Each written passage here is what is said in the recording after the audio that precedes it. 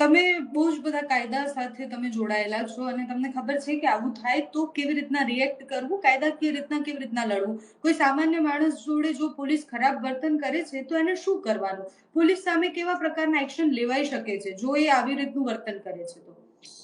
બેન, સામાન્ય વ્યક્તિ છે ને, હમ પ્રાવધાન બહુ બધા છે પણ એ ડેકોરેશન માટે છે.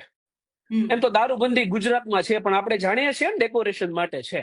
તો પ્રાવધાન એ ડેકોરેશન માટે છે. એનો મતલબ એવો છે, હું મારું જ આનું ઉદાહરણ આપીશ.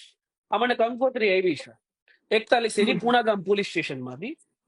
1 વર્ષ પહેલા બનેલી ઘટના, જયારે વાલજી હડિયાની બ્લેક કાચ વાળી નંબર પ્લેટ વગરની ગાડી હતી ને, જેનો આપણે ફાઇન કરાવ્યો હતો, મારી ઉપર હુમલો થયો હતો. એમાં બનાવટી બોગસ, આખું ગુજરાત જાણે છે, લાઈવ વિડીયો હતો. મારી ઉપર FIR થઈ હતી બોગસ. 1 વર્ષ પછી પોલીસ એમાં જાગે છે અને મને પૂછપરછ માટે 41 એની નોટિસ આપે છે કે હવે 1 વર્ષ પછી તમે તારીખો ભરવા અહીંયા પૂછપરછના જવાબ આપવા આવો. તો લોકો છે ને, આ તો વકીલ છું એટલે મને કોઈ ફરક નથી પડવાનો. લોકોને વકીલ રાખવો પડશે, પોલીસ સામે પડશે તો બોગસ FIR થાય, એનો સામનો કરવો પડશે. પોલીસ સામે પડો એટલે પોલીસ પાસે પૈસા છે અને કાયદો પણ છે. એ હાઈકોર્ટ સુપ્રીમ કોર્ટ સુધી લડવાના છે. સામાન્ય વ્યક્તિને વકીલ રાખવો પડશે. પોલીસ સામે ફાઇટ આપશે તો એની સામે બોગસ FIR થશે, એની તારીખો ભરશે, વકીલો પાછળ રૂપિયા બગાડશે, કોર્ટની તારીખો ભરશે, 2-2, 3-3 વર્ષે કેસો લડશે. તો એને ન્યાય મળવો હશે તો મળશે, બાકી રૂપિયાના જોરે બધું સેટલ થઈ જશે. તો સામાન્ય વ્યક્તિ હિંમત ધરાવતો નથી કે સિસ્ટમ સામે લડી શકે. અને જો કોઈને લડવું હોય તો હું આપને સમજાવીશ કે આની આખી વિગતવાર ફરિયાદ એ ચોરનો મોટો ભાઈ ઘંટી ચોર એટલે કે કમિશનર અથવા જિલ્લા SP ને આપી શકો, જે કોઈ પ્રોસેસ કરવાનો નથી. કેમ કે આ દેશની અંદર ઈમાનદાર વ્યક્તિ એકલો હોય એ નથી નડતો.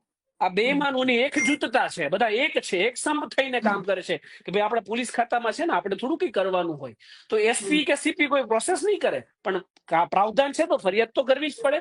એ ફરિયાદ થયા પછી જો પોલીસ કોઈ કાર્યવાહી નહીં કરે, જો નહીં જ કરે, એટલે તમે BNSS ની ધારા 175(3) મુજબ તમારા જિલ્લા કોર્ટમાં વકીલ રાખીને સીધી ફરિયાદ પોલીસ સામે દાખલ કરી શકો. અને આ એક ઘટના નથી સુરેન્દ્રનગરની, પાયલબેન. આપણે સોશિયલ મીડિયામાં જોઈએ છીએ કે વડોદરામાં PI એ દારૂના ફૂલ ચિક્કાર નશાની અંદર એક્સિડન્ટ કર્યું.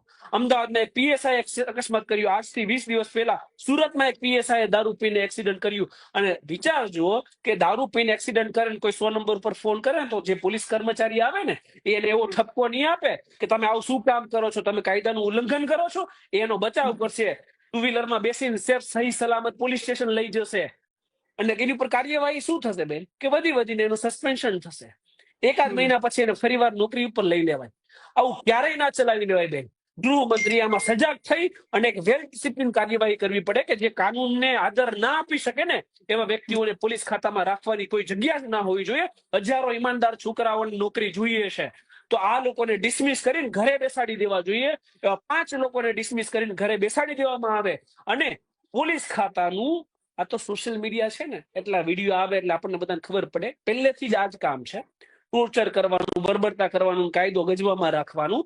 તો એક વેલ એસ્ટાબ્લિશ રિફોર્મની આવશ્યકતા છે કે પોલીસને નાગરિકનું કઈ રીતે બનવું.